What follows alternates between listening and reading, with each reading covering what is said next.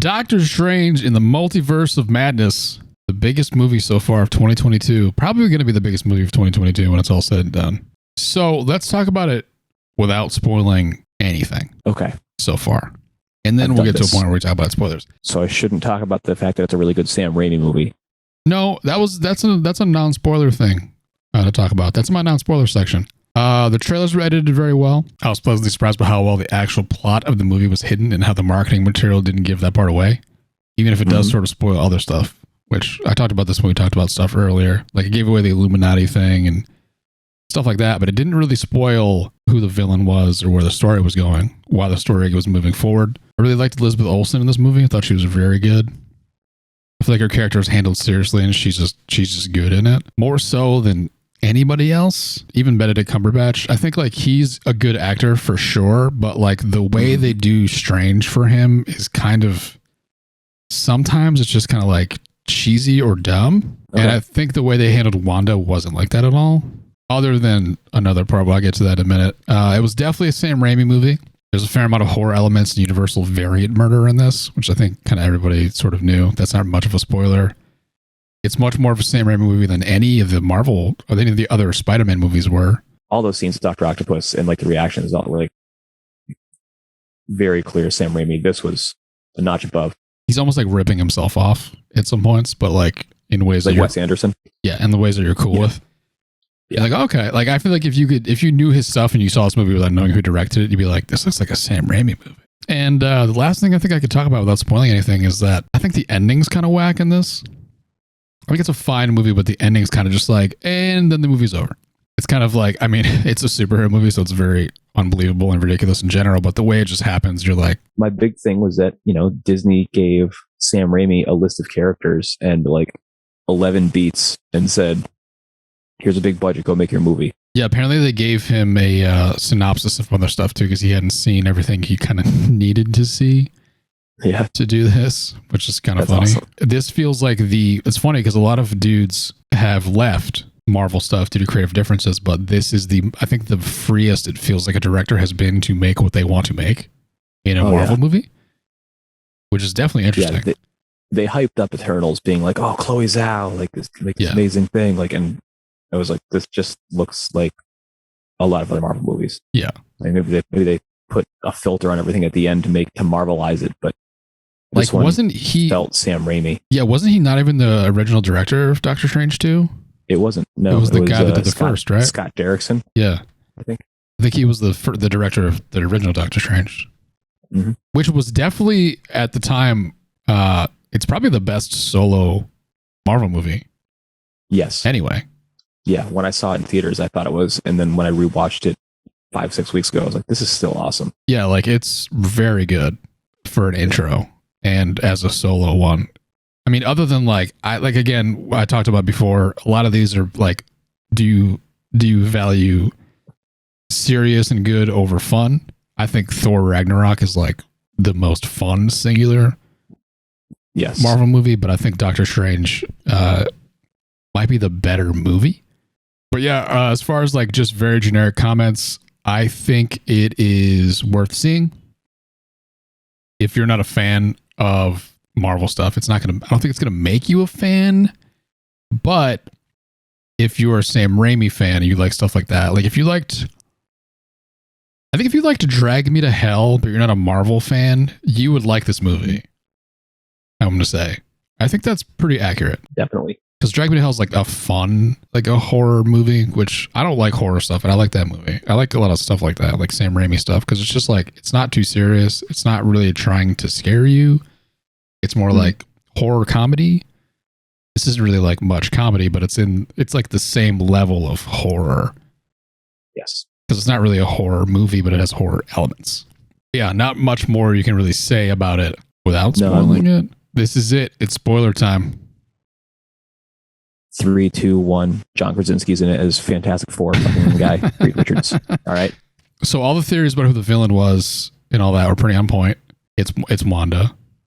It is Wanda. The trailer is edited so it looks like they're fighting with her, not against her, which I thought was great. That's what I was saying earlier about how the trailers were edited in a very cool way. I thought it was going to be them versus a crazier Wanda, Yeah. and then maybe the other Wanda kind of gets pulled.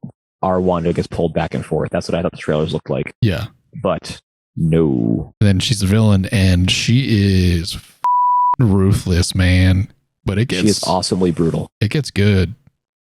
Like, I'm glad the Carnage was of variance, I guess, because I do like the idea of John Krasinski as Reed Richards, and like the guy that was Black Bolt in the Inhuman show from 2017, which nobody liked. So people that love Agents of S.H.I.E.L.D. are like both pissed and also like, maybe we're gonna get our thing. But yeah, the same guy that played Black Bolt in that show was back in the movie, but in comic accurate costume, and then he got his head imploded.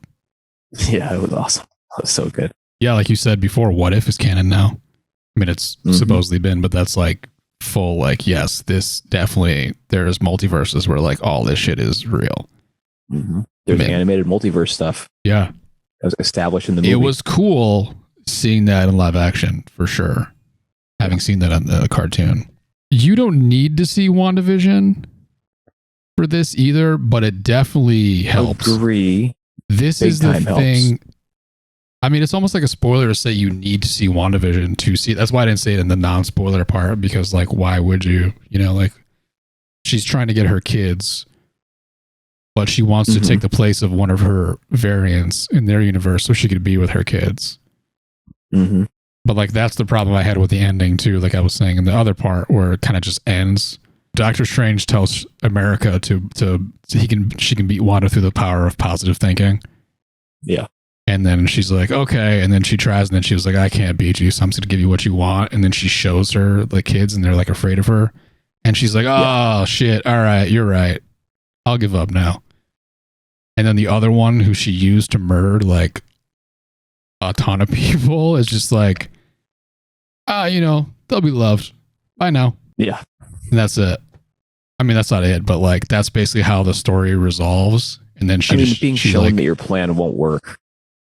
I guess. Like you have this grand plan. You're like, I have this thing. It's infallible. And then you get shown your plan. Like you literally get to see your kids from another universe. And they're like, they just look at her like, you are not our mom. You look like our mom, but you are not our mom. They can tell immediately. It's not like, oh, mom's dressed up for Halloween. It's like, who the fuck is this lady? Well, their mom's also like there. Kind of there, yeah. In the room. You don't think I thought she was up the stairs. She throws her away from them. Yeah. That does like mind tosses her. That's why also that they're like, oh my God. You don't think she'd be like, all right, so 616 or whatever this is, those kids, like I can't use them. They're not good. They're not going to go for this, but maybe like, 517's kids. They'll have no idea who I am. I'll go to them. But that's what I'm saying. It just seemed like they were like, all right, how do we end this? Let's just have her give up. Let's have the one she uses forgive her, and then her take her and the stuff that made her evil out. That's it. It's just very like, I'm not saying I have a better idea of how to do it. I'm just saying like that's just a very Marvel way to like end stuff. They're just like, yeah, and it's over. Did you feel like this felt rushed at all? Or like too busy at any points?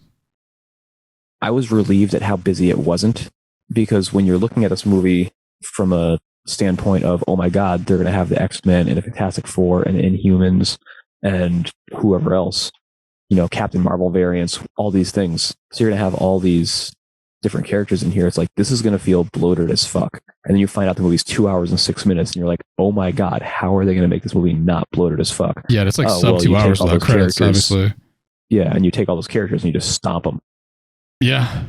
Like just blow them out and be like, yep, they exist. There's versions of them that exist out there. You're going to see them. But super mega angry, crazy Wanda with max powers will stomp them, since Wanda, who didn't have her powers fully realized, almost knocked out Thanos on her own. So she's established as very strong. And then during WandaVision, she gets even more powerful. So it was fun to see that, and they underestimated her, thinking like, oh, we're so good. We're so good. We have everything. It got shit. I want to say that I thought it was paced well until I feel like they were just like, now we have to end it. That part felt a little rushed to me. I feel like they're going to be a little bit more there. But again, I don't really know what a better way to do that is. I just think there has to be a better way to do it other than just that. But maybe she comes to the same conclusion in like a different way. Show her two universes. Yeah, or there's like a line of dialogue where she's like, someone's telling her that like no matter what she does, it's going to be the same. Like they're all going to know that it's not legit, and they're going to fear her, or like it's not going to be the same. Some sort of form of that, I think, makes it much better just by putting that in. No, so I felt the pacing was great. It didn't feel like it was overloaded. I was so nervous it was going to feel like I said, overloaded, shitty pacing, all that, because there's just too much stuff in it. But they did it very well. Everything was super fun. Sam Raimi. I mean, again, like the camera on top of Captain Britain's shield as it's going towards her midsection, I was like excitedly laughing during that scene. I was like, "Oh, this is so good, so good, so good, so good." Yeah, and then like when Strange possesses, but it's like zombie Strange, and like the demon things are trying to like, and he starts like to control them. That just felt very Sam Raimi to me too. Like the way they looked and all that stuff. It was just like, it's weird because it's probably not the same visual effects people that are working on his other movies, but it had a very Sam Raimi visual style to it too, though. It did. Was there anything that wasn't in it that you were hoping was? I mean, at the same time as I said, I hope it's not this bloated mess. Like, did I want to see more X-Men? Like 100%. Yeah. Did I want to like post credits? I wanted a little something extra in the post credits. I got something satisfying in the very last post credit. Yeah. Because Pizza Poppa, I didn't catch who that was at first. Oh, you didn't? The first time I was just I just didn't. It didn't click in my brain. And then the post credit they showed us like it was just straight up, and he stopped punching himself, and I was like, "Oh my god, it's Bruce!" And he's like, "It's over." I was like, "Oh, this is amazing." Yeah. But for some reason, I didn't catch it the first time around. I was disappointed in myself for not catching it. I wanted to see what happened to, like, if you're gonna make it be like a real closing of the book on Wanda, or supposedly a closing of the book on Wanda, what happened to the Vision? Signed a couple more year deal. What happened to the Vision that left the city or whatever it's called? I think he's coming in Armor Wars. That would be cool. Like, I just wanted to I was hoping the post credit scene had to do with Vision, but it didn't. I was hoping the post credit scene would have more to do with outside of Doctor Strange things. Yeah, like stuff that's coming sooner than like 3-4 years out, you know? Right. Or even more. Who knows? Whenever he has a movie with Clea, I mean, maybe they'll show up in something else together. Loki season 2. Yeah, I wouldn't get my hopes up though. I'm not going to get my hopes. I'm not going to presume anything, but I'm just trying to figure out where they could, and they already announced things. I am done expecting cameos in the TV shows.